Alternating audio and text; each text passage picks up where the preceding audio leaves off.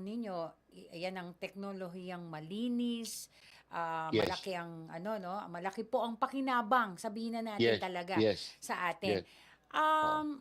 Yan ho ba'y ano, alam ng siguro parang sabihin na bibihira po ang nakakaalam ng gano'n. Ano ho ang estado Well, niyan ngayon dito hindi sa atin? talaga 'no, kasi, ayon sa SWS survey nung nakaraang taon Mhm. na tinago ng DOE, ako Hmm. po ay sumulat sa kanila, in-invoke ko yung, executive order na Freedom of Information, Hmm. kaya binigyan po ako ng kopya ng resulta.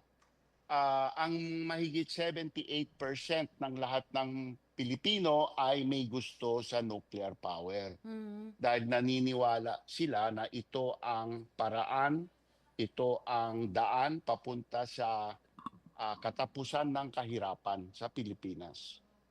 So, Yeah. yun po ang pag-iisip ng mayorya ng Pilipino ngayon.